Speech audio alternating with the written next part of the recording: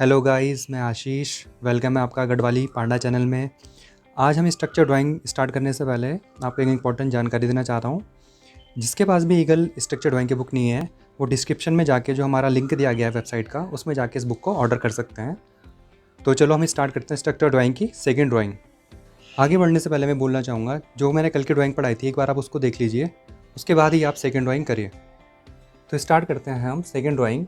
Draw to a suitable scale the L section and two cross section, one at mid span and other near the support। कि हमें draw करना है scale लेके, जैसे कल हमने 120 की ली थी, स्केल लेके L सेक्शन और दो क्रॉस सेक्शन डिज़ाइन करना है हमें। एक तो मिड स्पान पे और दूसरा हमें करना है सपोर्ट पे of the simply supported RCC beam. जो कि बीम हमारे पास क्या है, simply supported RCC beam, SSB की बात हो रही है। साइज़ ऑफ बीम है यहाँ पे 300x400। क्लियर स्पान यहाँ पे 4.5 मीटर।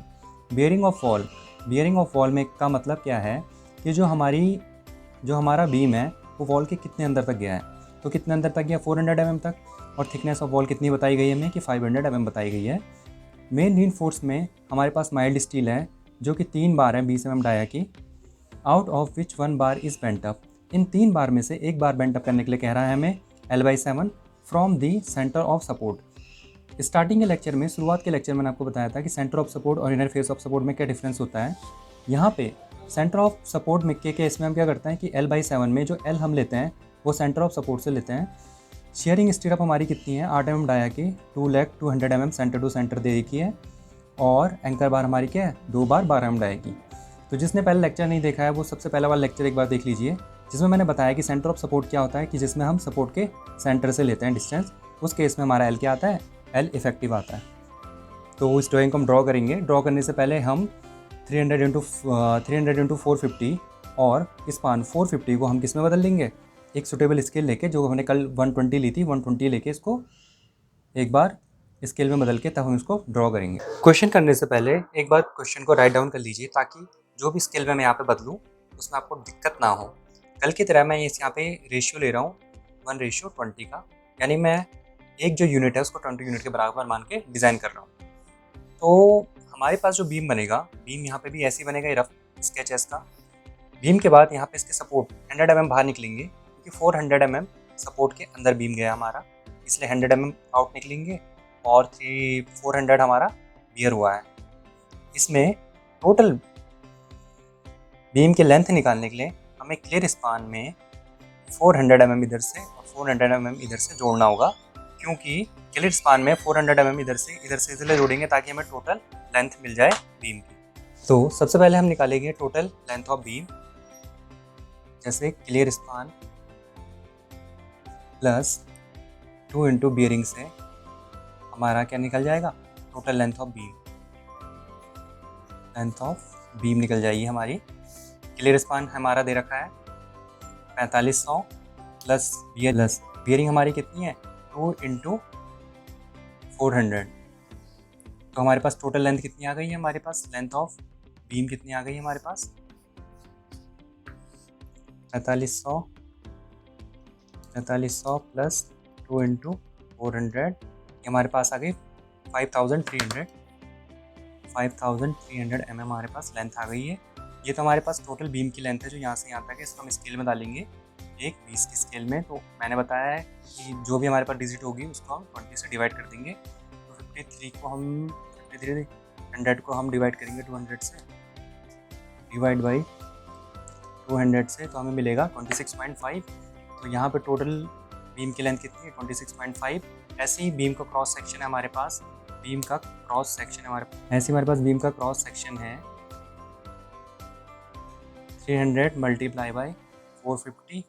तो 300 को भी हम डिवाइड करेंगे 20 से, तो हमारा आंसर आएगा 300 डिवाइड बाई 20, क्योंकि एक 20 की स्केल है। हमारा आंसर आएगा 15 mm, जिसको हम सेंटीमीटर में बोल सकते हैं 1.5 सेंटीमीटर।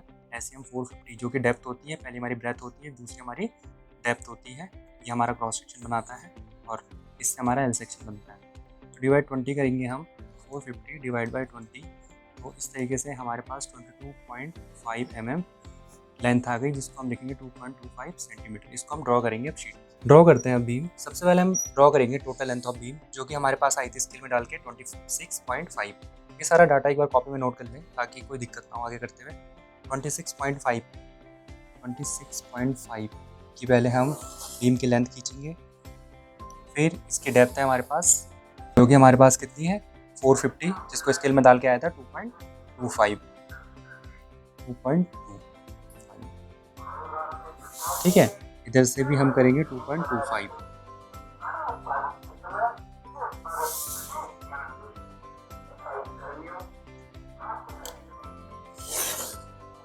अब हमारे पास सपोर्ट है वो 100 mm ज़्यादा है, टोटल 500 है, तो 100 mm ज़्यादा है, तो एक 20 की स्केल में ये आ जाएगा 1 सेंटीमीटर, इधर से भी आ जाएगा 1 सेंटीमीटर। यह आ जाएगा इसका सपोर्ट जिस पे बीम ने होल्ड किया है, और बियरिंग है हमारे पास 400 का हो जाएगा 200, क्योंकि 120 की स्केल है हमारे पास।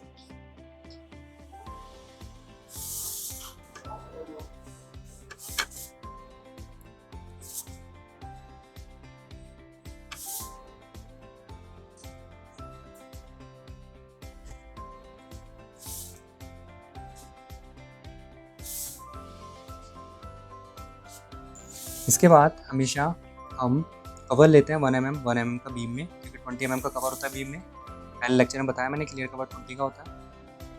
और हम यहाँ से यहाँ तक एंकर बार खींच देंगे, और ऐसे नीचे से हम मेन बार खींच लेंगे। इसके बाद बेंटअप की बात आती है। बेंटअप बोला गया है कि inner centre face of support से लेना है हमें बेंटअप। बेंटअप मारने से पहले हम पहले बेंटअप को रफली समझ लेते हैं। जैसे इसके जस्ट पहले वाले डायग्राम में हमारे पास था कि इनर फेस ऑफ सपोर्ट से हमें बेंटअप लेना था, तो उस केसेस में जो L/7 हमने लिया था, तो L हमने लिया था क्लियर स्पान। बट यहाँ पे ऐसा नहीं होगा। यहाँ पे बात जो हुई है वो हुई है सेंटर ऑफ सपोर्ट से। तो सेंटर ऑफ सपोर्ट के केसेस में हम ये वाला ना लेके, सेंटर ऑफ सपोर्ट के केसेस में हमें जितना बीम सपोर्ट के अंदर जाता है उसके आधे से लेना शुरू करते हैं, और जहाँ तक बार बेंटअप होती है वहाँ तक लेते हैं। तो इस केस में जो हम L लेते हैं वो होगा इफेक्टिव स्पान अपॉन 7, क्योंकि बेंटअप हमारा L/7 पे है। और इफेक्टिव स्पान हमारा कितना होगा, इफेक्टिव स्पान बराबर हमें पता है कि इफेक्टिव स्पान बराबर होता है clear span plus width of one bearing. तो क्लियर स्पान हमारा है 4500 प्लस बियरिंग हमारे है 400, तो टोटल हमारे पास है 4900 mm। इसको हम यहाँ पे L की वैल्यू रखेंगे 4900, और L/7 जब हम निकालेंगे इसका, तो उसको 7 से हम डिवाइड करेंगे। जब हम 4900 डिवाइड बाई 7 करेंगे तो हमारा आंसर आएगा 700 mm। और क्योंकि हम एक 20 की स्केल ले रहे हैं, इसलिए हमें इसको 20 से डिवाइड भी करना पड़ेगा, तो 700 डिवाइड बाई 20। तो इस तरीके से हमारे बेंटअप की डिस्टेंस आई 35 mm, जिसको हम लिखेंगे 3.5 सेंटीमीटर। ये सारी की सारी कैलकुलेशन आप एक बार नोट कर लीजिए। इसके बाद हम अपना बेंटअप लेते हैं। बेंटअप कितनी दूरी पे है हमारा सेंटर से, यानी हमारा सेंटर कितना होगा, बियरिंग हमारी 400 है, तो 400 का आधा 200, तो 200 से हम लेंगे बेंटअप कितनी दूरी पे 3.5, तो 3.5 और इस पर 45 पे हम अपनी बार लगाएंगे। और वैसे ही यहाँ से भी हम लेंगे 400 का आधा 200 से कितनी दूरी पे 3.5 दूरी पे, और यहाँ से हम अपनी बेंटअप लगाएंगे ऊपर के लिए। ठीक है, इसके बाद बारी आएगी स्टीरअप की। पर स्टीरअप बनाने से पहले हम देखेंगे कि मेन बार हमारी क्या है। इस टाइम हमारी मेन बार HYSD ना होके हमारी जो मेन बार है वो है माइल्ड स्टील की। जैसे कि हम क्वेश्चन में देख सकते हैं कि यहाँ पे मेन बार के आगे माइल्ड स्टील लिखा है, तो माइल्ड स्टील के केस में हमें मेन बार में हुक देना पड़ता है। तो यहाँ पे हम हुक बनाएंगे, जो कि हुक होगा हमारा फ्री हैंड। यहाँ पे से हमारा हुक आएगा, इसको हम फ्री हैंड अपने हाथ से घुमा लेंगे, इतनी ज़्यादा एक्यूरेसी की इसमें ज़रूरत है नहीं। घुमाने के बाद बस जहाँ इसमें फ़र्क आएगा इसमें BBS बनाते हैं, बार बेंडिंग शेड्यूल में ये हुक काउंट होगा। बाकी डायग्राम में इस हुक को हम सिंबल के फॉर्म में दिखा देंगे। इसके बाद हम अब स्टीरअप मारना शुरू करते हैं। स्टेप को मैंने बताया था कि स्टीरअप में क्या करते हैं, पूरे बीम की लेंथ नापते हैं, जो हमारे पास 26.5 था। अब 26.5 का हम सेंटर ले लेंगे, करीब 13 सेंटीमीटर, और यहीं से हम मारना शुरू करेंगे स्टीरअप को, ताकि हमारी स्टीरअप दोनों तरफ क्या है, इक्वल आए। और स्टीरअप के बीच की डिस्टेंस हमारे पास 200 mm सेंटर टू सेंटर, तो 200 डिवाइड बाई 20, क्योंकि एक 20 की स्केल है तो 1 सेंटीमीटर बोथ साइड आ जाएगा हमारा।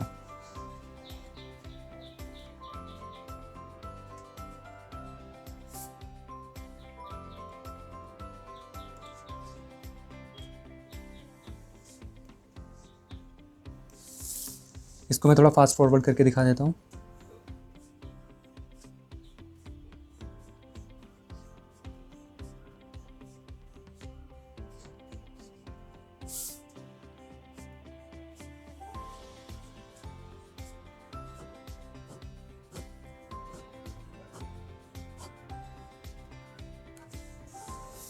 इसके बाद हम यहाँ पे अपना दिखा देंगे हमारा क्लियर स्पान कितना है और हमारी बियरिंग कितनी है और हमारा L/7 कितना है।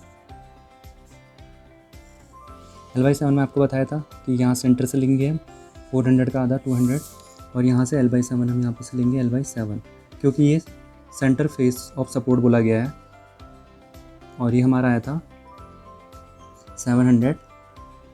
ठीक है, यहाँ पे 20 से डिवाइड करके जो डिजिट आई थी वो नहीं, जो ओरिजिनल नाप है इसकी वो लिखी जाती है।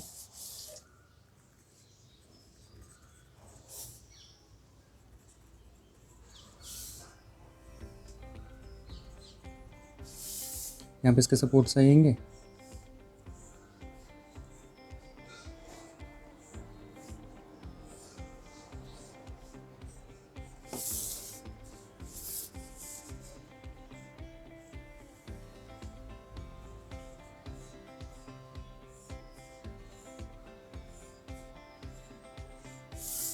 इसके बाद हम यहाँ पे कह देंगे कि ये हमारी मेन बार, जिसमें 3 बार है हमारी और 3 बार हमारी 20 mm डाया की। ऊपर है हमारी एंकर बार 2 बार 12 mm डाया की और ये हमारी स्टेप्स हमारी 8 mm डाया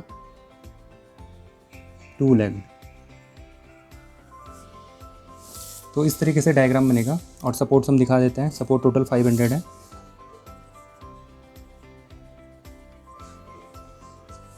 अब इसके बगल में हम इसका क्रॉस सेक्शन बनाते हैं। क्रॉस सेक्शन ड्रॉ करने के लिए हम इसी से पैरेलल में लाइनें ले लेते हैं ताकि हमें डेप्थ लेनी ना पड़े बार बार। ब्रेथ इसकी 300 है। 300 एक 20 की स्केल में 1.5 हो जाएगा।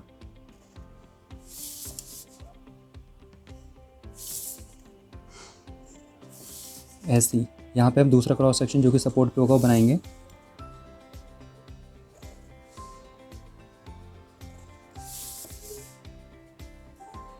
यानी कि सेंटर पे अगर हम क्रॉस सेक्शन कट करके देखते हैं तो हमें क्रॉस सेक्शन कैसा दिखेगा, क्योंकि बारें यहाँ पे बेंट अप नहीं है। और अगर हम सपोर्ट पे क्रॉस सेक्शन कट करके देखते हैं तो हमें कैसा दिखेगा, क्योंकि यहाँ पे बारें बेंट अप है। तो इस केस में एक बार हमारी ऊपर चली जाएगी। 1 mm का हम यहाँ पे क्लियर कवर छोड़ के स्टीरअप्स देंगे।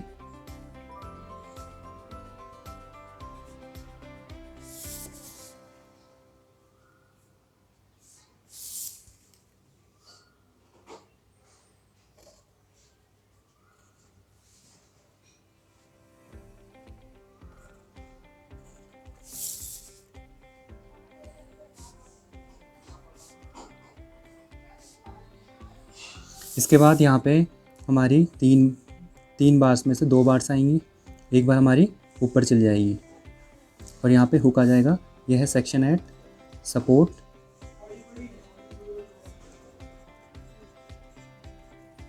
और यहाँ पे जो सेक्शन ऑफ मिड है इसमें तीनों बारें हमारी नीचे रहेंगी क्योंकि बेंट अप नहीं हुई है ये। और यहाँ ऊपर आएंगे हमारी एंकर बार।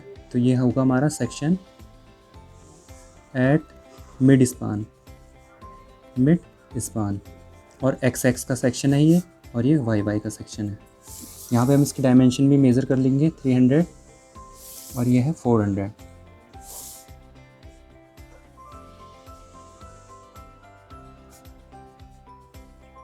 यहाँ पे हम लिख देंगे एंकर बार है